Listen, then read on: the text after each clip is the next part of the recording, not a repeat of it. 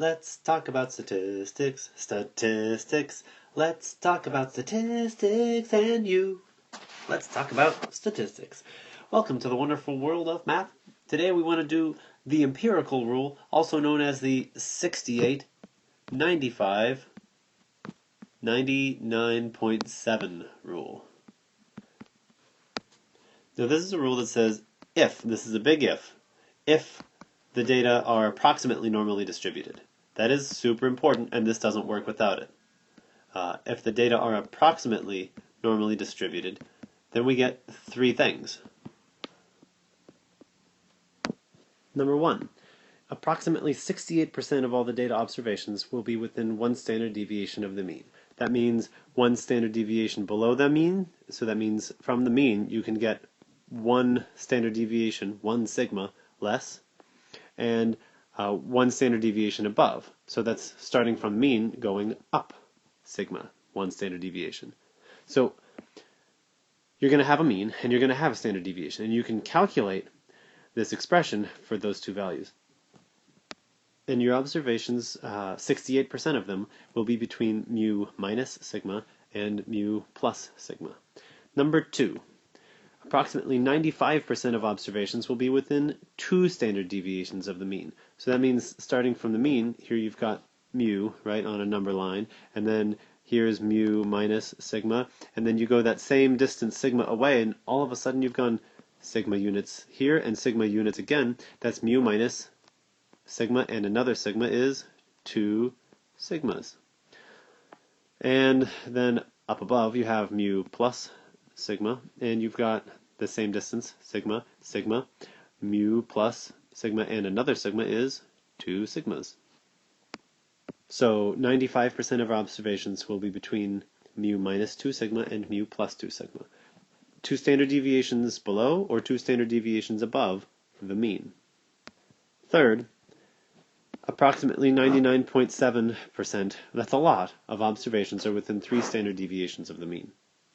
So 99.7% of all observations will be between mu minus 3 sigma, 3 standard deviations below the mean, and mu plus 3 sigma, 3 standard deviations above the mean. Remember that this relies upon the data being approximately normally distributed. That means that the graph is approximately bell-shaped. If the data has a distribution of the curve that is approximately bell-shaped, then the empirical rule holds. Then 68, 95, 99.7 rule. So let's take what we've got from the empirical rule so far and use that to figure out more about percentages of our normal distribution curve, the bell-shaped distribution curve. In the center, we've got mu, the population mean. So this whole graph is going to be symmetric about that. Now, we know that within one standard deviation of our mean, we've got 68% of our data. So let's mark off one standard deviation above and one standard deviation below. One of the cool things about this is that mu minus sigma and mu plus sigma, I say cool, it's cool to somebody who does curves a lot, that these places are what is known as inflection points for this curve. That means that it changes concavity. I'm going to write those words down here so you can look them up if you want to. Concavity. At mu minus sigma and at mu plus sigma, this graph changes from being concave down, that's where it makes a sort of U shape facing downward, that if I were to take any 2 points on the curve here where it's concave down, a line segment connecting them would be below the curve. That's concave down. Now, on the other side, this graph is going to be concave up. That's making sort of an up U shape. If I were to take any 2 points on the curve and connect them with the line segment, that line segment would be above, concave up. So these 2 points, mu minus sigma and mu plus sigma on the graph, they are inflection points. So that makes them easier to find when trying to draw this stuff by hand. You look for the part where it changes from an up shape to a down shape. And that's where you place mu minus sigma and mu plus sigma. Okay, now the other ones, we're just going to take this distance and try to copy paste, right? So we've got that, and then we're going to go the same distance out again, and that's going to be mu minus 2 sigmas. We went 1 sigma away, and then we go another sigma away, and then we're going to do another sigma, and that one's going to give us mu minus 3 sigma, right? And then the same thing for going up. We're going to go the same distance up, and we're going to get mu plus 2 sigma, and we're going to go the same distance up again, and we're going to get mu plus 3 sigma. And those are going to be our guys. Now I've exaggerated the height at the tails here, just so it's easier to draw in the picture.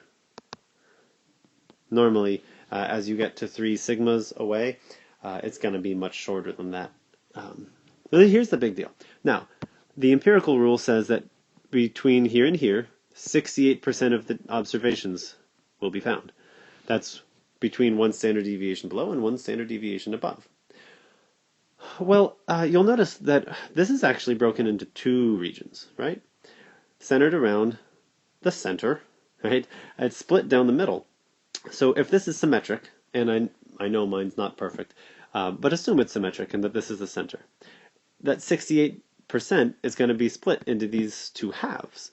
So each of these regions is going to have what percentage of the observations? If the 2 halves together are 68% of the observations, how much is in 1 half? If you said 34%, you are the winner! Hooray! Yay! You're so amazing! Which means that the other half also has 34%. The idea is that those 2 guys add up to 68%. Right. Cool. Now for the next one, 2 standard deviations above and 2 standard deviations below, we had 95% of our observations. Now, which regions of our graph are within 2 standard deviations to either side of mu? Well, this one, right? So let's say that, but this is also within that same range, right? And so is this guy, and so is this guy. So we have 4 regions here, and they are all adding up together to 95%. So this plus this plus this plus this adds up to 95%, right? Okay, so question mark, what is this? And what is this? Still going by symmetry, this and this should be the same because of symmetry. So this is unknown, let's call it x. This over here is not going to be O, it's going to be the same thing. X and x, because of symmetry, these regions should be the same. Now, when I take this and this and this and this and I add them together, I should get a total of 95% of our observations. These 2 regions are known. They both have 34% of the observations each. So let's say it. Let's do the algebra sentence. X plus 34% plus 34% plus x equals 95%. Now, we already know what 34 plus 34 is. And if you think about it in advance, you don't have to write them both. You just say, hey, those 2 in the middle, they made 68% from part 1 of the empirical rule. And now we have x plus 68 plus x equals 95. And you know what x plus x is? It is 2x. That's one of the beauties of algebra, so we can do stuff like that. Now, to solve this equation for the unknown x, the percentage of observations between 1 observation above and 2 observations above in this region, we're going to subtract 68 from both sides, minus 68, minus 68. We're going to get 2x equals 95 minus 68. Anybody? Anybody? Okay, now that I've actually waited for you to do it on your calculator, I hope you got 27. Okay, excuse me. Now we've got 2x equals 27. The 2 regions together, this one and this one, add up to 27. What is one of those regions? Well, we're going to divide both sides by 2, right? 2x divided by 2 is going to give you x, so 27 divided by 2 is going to give us the answer. 27 divided by 2. We're just going to write it as a decimal. 13.5. 13 and a half. 13 and 5/10. So now we know how much is between here and here, how much is between here and here, and how much is between here and here and here and here. Marvelous. Let's try to do this, and then we'll get this and this. Now for 3 standard deviations above and below, that's 99.7% of the observations within that range. From here all the way to here is 99.7%. That's going to include this region, and this region, and this region, and this region, and this region, and this region. Okay, so here's the good news, that we know that the sum of these 4 regions was 95%. We're not going to add them up all individually again. From here to here was 95%. So let's start with that, huh? The next thing we know is that this plus this middle 95% plus this is within 3 standard deviations. So that's what we need to add up. How much goes here? We don't know, and again, we're going to call it a letter, like we do in algebra. Because of symmetry, they're the same letter, and since we used x last time, we're just going to use y. So, y plus the middle 95%. That's this region, and this region, and this region, and this region, all those added up to 95. And then we're going to take this region, which is another y, and the sum is supposed to be 99.7. See if you can solve this one the way we solved the last one, and tell me what y is. Did you get it? Last chance. Let's check our work. In 3, 2, 1, boom. Y equals 2.35% of our observations between 3 standard deviations below and 2 standard deviations below. 2.35% of our observations between 2 standard deviations above and 3 standard deviations above. And this is what we've got now. So there's 2 regions that we haven't filled in, right? The stuff that's above 3 standard deviations from the mean, and the stuff that's below 3 standard deviations below the mean. That stuff. But we already know that in between here all the way to here is 99.7. And you know what? All the area altogether is 100% of the area, right? So if we're looking for this and this, we could call this area Z and then say Z plus the middle 99.7% of the data plus this other Z here on the end is going to be 100. So 2Z is equal to 100 minus 99.7. And you know what that is? It's not very big. It's 3/10. That's it. And so we're going to divide both sides by 2. And 3/10 is equivalent to 30 hundredths. When you divide 30 by 2, what do you get? Well, you're going to get 15. 30 hundredths divided by 2 is 15 hundredths. Right? So there you go. These 2 little tails here are going to be 15 hundredths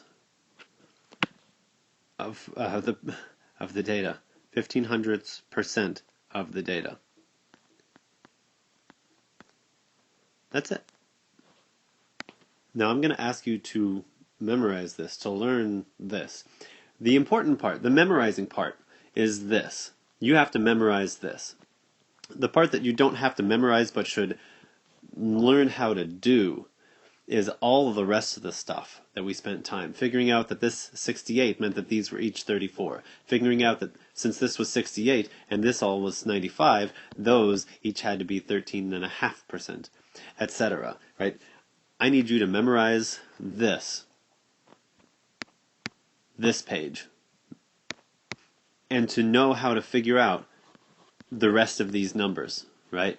That is what I want you to do. So practice. You're going to have to practice knowing that the center is mu.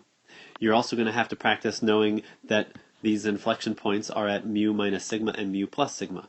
And then these other expressions are the other dividers. You're going to have to practice figuring out which of these numbers go where. So here you go. Here's your homework. Practice filling this in. Memorize these for sure, and practice figuring out how to do these. Now that's the end of our show for today.